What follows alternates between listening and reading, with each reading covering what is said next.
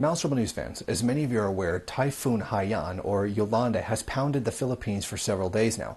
The Red Cross is saying that it estimates about 12,000 people have been killed by the natural disaster thus far. Around 80% of the Leyte province has been ravaged by the typhoon. The UN's humanitarian agency estimates that 331,000 people have been displaced, while 4.3 million across 36 provinces have been affected by the storm. A Reuters reporter gives an eyewitness statement on what it was like to be there during the storm, with water rising as high as 4 meters. It was like a tsunami. We escaped through the windows, and I held onto a pole for about an hour as rain, seawater, and wind swept through the airport. Some of my staff survived by clinging to trees. I prayed hard all throughout until the water subsided.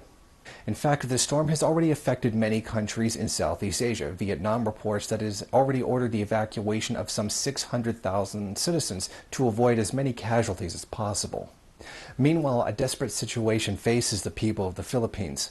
The vast majority of the population is not prepared to weather a storm like this. Chronic underdevelopment of the nation of some 50 million people has left most of the population in desperate poverty. Many homes are made of literally nothing more than some wood and corrugated iron. Many apartment buildings are made out of very cheap concrete that does not hold up very well in storms. In fact, there's been a lot of human suffering due to the massive underdevelopment of the country. Another problem facing the Filipino people during this disaster is the lack of developed infrastructure that would facilitate taking care of many of the people's needs during this time of emergency. But the Filipino government, or the market, capitalism in general, as well as imperialism, has decided that this was not a priority, that the needs of the Filipino people was not something that was to be put forward in the development of the country, and instead has decided to change the country from what was going to be an independent republic into basically an imperialist occupied land. And as a result, resources and wealth have been hoarded away from the people and instead sent to the imperialists and the thieving bureaucrats of the country. This is what the victims of the storm are receiving now. These setups are intended for a family. Families are usually given 5,000 to 8,000 pesos in compensation for their losses, which is nowhere near enough. Why is there not enough money for people in compensation for the storm? Why do families have to suffer like this and not receive enough money to take care of them? Because of essentially capitalism. The very system drags resources and money away. And at this moment right now, specifically Benigno Aquino III, the president of the Philippines, is embroiled in a controversy where it seems that he has stolen 10 million pesos from the treasury, directly stolen right from the government. And there's a huge investigation. There's a very large situation going on with this right now. And as you can imagine, many people are angry about this, and it appears that cabinet members as well, people affiliated with inside the government, have stolen millions of pesos as well. The Communist Party of the Philippines and the New People's Army strongly denounce these actions. He is the Lord of Thieves in the same vain way that he is the pork barrel king, says the CPP. His use of the people's money as pork barrel funds, whether in the form of the PDAF, the Presidential Social Fund under the DAP, is equivalent to the plundering of the nation's coffers. He is as much a thief as the worst of the bureaucrat capitalists, the big compradores, hacienderos, who have made use of their control or influence on state policy to advance their economic and political interests, said the CPP. Aquino's thievery involves the use of public funds to promote patronage and push for his political agenda. It involves the use of his office to cancel government contracts in order to renegotiate these to the advantage of his favored relatives and friends out of the CPP. His thievery also involves the categorization of unspent allocations, especially for canceled contracts, as savings and realigning these so-called accelerated disbursements. That Aquino used public funds to influence the Senate in an impeach case against the Supreme Court Chief Justice Renato Corona is thievery of the highest order. It involves making use of the people's money to advance an agenda which he is personally interested in and which is politically advantageous to him, pointed out the CPP. By making use of the DAP and the PDAF, Aquino has managed to organize a majority support in the Congress, enabling him to push for his priority bills, as well as initiate or block committee investigations. Aquino's endless anti-corruption chatter is nothing but a thin veil to conceal the persistent and widespread plunder of public resources by the big bureaucrat thieves under his rule, said the CPP. He deceives the people by feigning ignorance of the corruption under his regime, in which he is involved either directly or through the people he has put in power. All of this shows that the people of the Philippines are robbed 3 times.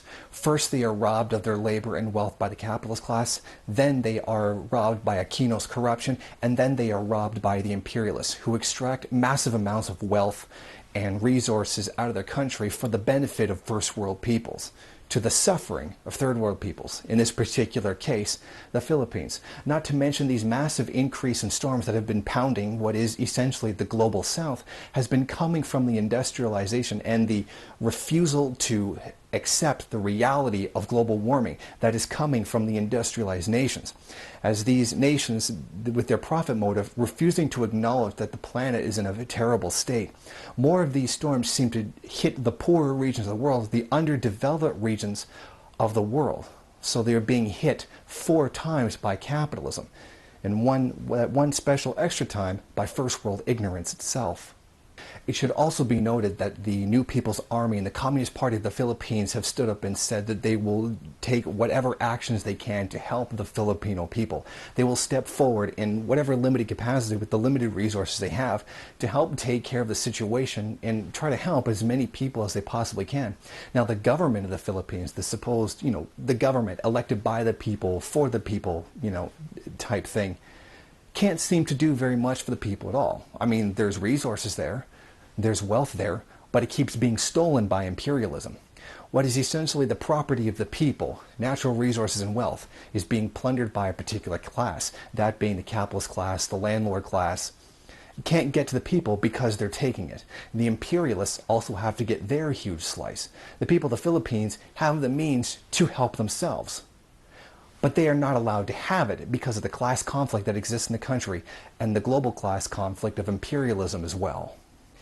The fact of the situation right now, the material reality of the Filipino people being unable to help themselves due to the constraints put on them by the capitalist system, shows that the capitalist system in general cannot liberate them. It cannot help them. It will not even allow them to help themselves.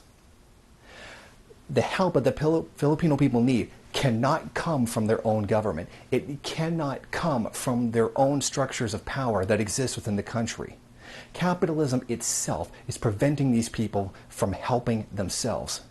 The only path is revolution, by abolishing the bourgeois state in the Philippines and replacing it with a revolutionary government under the guidance, or not the sole ownership, of the Communist Party of the Philippines.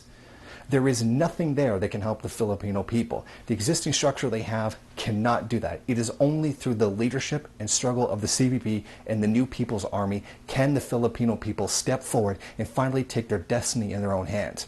Marx said the point of class consciousness, the point of Marxism, was to finally take the forces of production and the development of them throughout history, which were once blind forces that we did not know about that developed our societies, is to finally take them into our own hands and create our own destinies.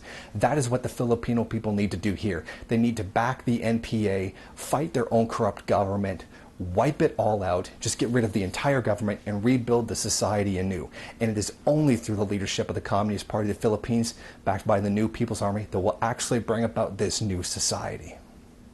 Thank you for watching. Go ahead, rate, comment, subscribe, share on various social media, and if you want, there's some other great content here you could check out.